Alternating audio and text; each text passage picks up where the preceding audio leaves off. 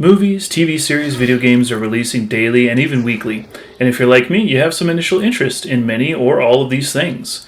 Transformers, Lord of the Rings, the next Call of Duty, Warhammer 40k, Dragon Ball, and countless other intellectual properties I can say I'm a fan of.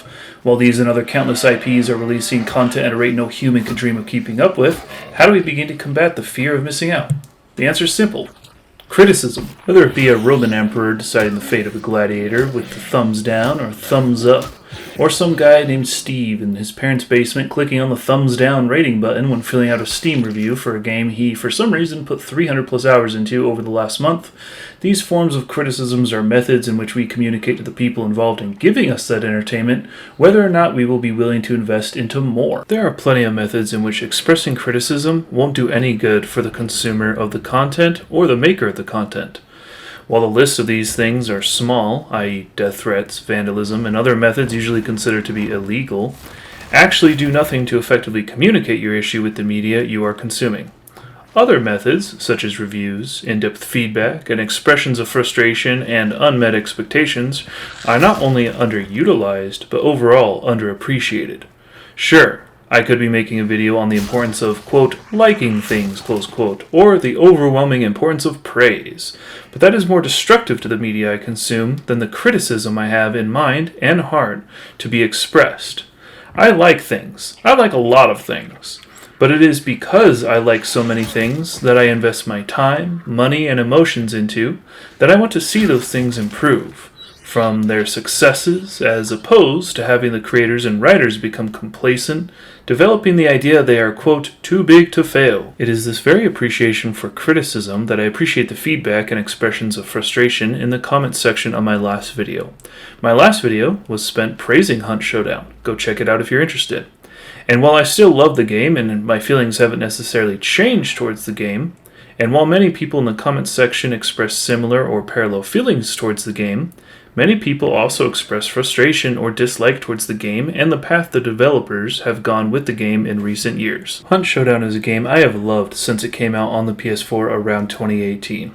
I remember watching gameplay and pre-release footage and previews, and would talk about how hyped I am for the game to be released with my friends. Not only did the game meet my expectations, it exceeded them in many ways. And while I don't play Hunt Showdown as much as many other hardcore and long-term players, I have always enjoyed my time thoroughly with the game whenever I pick it up for about a month or so every year. The game overall, in my opinion, is the biggest surprise of games released last generation, and I stand by my statements made in my last video expressing the game to be underrated. So why say all this and express this in a video about criticism? First of all, it's because, as mentioned earlier, I love Hunt Showdown, like I love many other things. And only by criticizing the glaring issues can we see them potentially changed for the better. And second of all, it's because the critics were right. Picking up Hunt Showdown again about a month ago, I noticed the user interface in the main menu had changed from when I last played about a year before, and it did not change for the better. While I have passed it off as an annoyance and moved on, I had later learned the community of the game, the people more long-term invested and playing longer and more consistently than myself, had not only disliked these menu changes, but have offered, for free, menu change ideas, user interface upgrades, and other quality of life upgrades the developers could have easily made. These suggested improvements were offered through in-depth and detailed images and drafts made by the community that they offered and suggest for the Crytek team who makes Hunt Showdown to use for free. I had come to learn the developers not only did not accept and never had intended on accepting these changes, they hard-headedly stuck to their own designs and changes, sticking to decisions that made the menu for an on-again, off-again player such as myself confused, and long-term consistent players of a community stuck with a system that has decreased accessibility and enjoyment of the game they interact with daily. I want to thank YumYum96969 who commented on my video, claiming Hunt Showdown to be underrated, who said, quote, "Game is not slept on. Devs are just up their asses and incompetently greedy. Not that YouTubers will tell you though." Close quote. Also, thank you to Sebi Sebastian7578 who said, quote, "No people are sleeping on the game where developers do the exact opposite of what the community wants. It took them a massive loss in player base to give them a reason to listen to us." Close quote. I sincerely appreciate all people who liked my video and commented, but it is the people who logically and calmly express their frustrations with the shortcomings of the developers and the effects it has on the game they and others of the Hunt Showdown community love so much that I am sharing appreciation for in this video. The opening statements in the comments I just quoted earlier are, quote, "The game is not slept on," close quote, which is in direct opposition and criticism to my media and the point of my video. But by listening and responding to their comments through intrigue, sympathy, and a desire to see why they have this perspective or their perspectives, I have been able to open my mind to the idea that the menus of the game, as complained about earlier, are not just an annoyance, but a deliberate choice by the developers to implement a system that is annoying, unwieldy, and can potentially detract players both long and short term from enjoying the media they love so much and literally have financially spent their money on and invested into. So what? Your menu sucks. Big whoop. Is it such a big deal? Is the kind of thing that some people might say or even think when listening to the rhetoric in this video and from the online community. Those people are missing the point of the criticism. The menu being embarrassingly cumbersome is not the issue. The issue is that the developers thought the cumbersome menu was a good idea, launched the change to the player base then expressed their frustration, then they did nothing in response for the player base. One valuable lesson to learn in life is that the choice to do nothing is still a choice, and the developers chose to do nothing. The incompetent menu design was a catalyst for the community to enter into a discussion that resulted in the knowledge that the developers don't listen. And this has happened before with other issues and other discussions, resulting in the community now knowing the developers don't want to listen. As mentioned before, this game is amazing, and I take pride in my statements made in my last video suggesting and stating that this game is underrated and undervalued. And while perfection can never be achieved, it does not mean we should give up on the pursuit of perfection. Perfection should be strived for in all things. It goes back to the simple sayings of, "Give it your all," or "Don't half-ass it." Both sayings that applicable to all things suggest even your day-to-day goals, activities, and lifestyle can have a desired perfect result. And when it does not, we look towards the criticisms to see where we fell short. While Hunt Showdown is an amazing game, it can get closer to perfection if the issues were addressed and the developers listened to the criticisms from the community. So, how does all this tie back to the opening statements of my video as it relates to discerning what media to interact with? Let me establish that I understand many aspects that are part of media can be considered subjective when analyzing how good or bad something might be.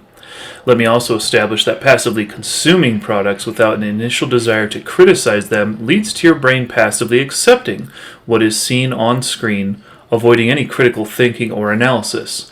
In other words, be skeptical of the media you consume before you consume it, and if you enjoy it, do so through the lenses of a critic, not a passive consumer. On the other hand, be wary of having criticism take you for a ride. Having established trends and patterns in media that you associate with poor story writing and pandering to specific messages and ideals leads you to a premature conclusion on the quality of media before its experience. When bought by Disney and reintroduced to the public after many years of having no Star Wars movies, the character of Rey led the new trilogy of movies. It goes without saying that the way the trilogy of movies ended did not sit well with the community. Other information leaked and was outright communicated to the public that the movies were not planned, there was no overall goal for the plot, and that the main thing Disney wanted to achieve from the movies is the message of female empowerment. While female empowerment is a message I think most people can get behind, people who will willingly support female empowerment are now hesitant when a movie or form of media are first and foremost promoting it in their marketing material before promoting an engaging story or thrilling plot or an action-packed movie. Star Wars broke the trust of its immense fan base by throwing all things to the side except the message of female empowerment.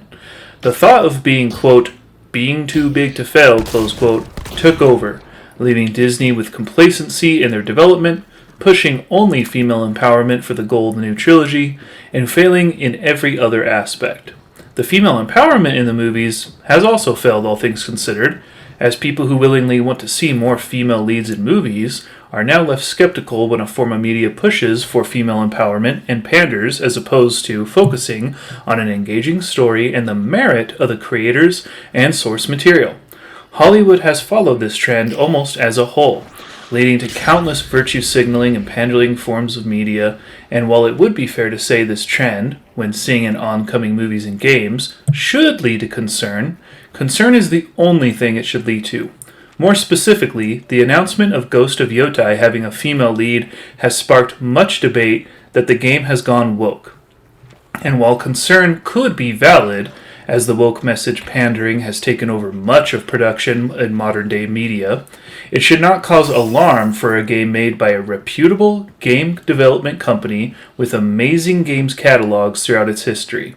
This should simply be one of those moments where we remain on standby and maybe prevent ourselves from pre-ordering the game as opposed to condemning it before the release and reviews have come out, despite having developers with almost perfect merit. So, what is the conclusion of all this? Criticism, when used in conjunction with intelligence and purpose, universally improves the media we consume.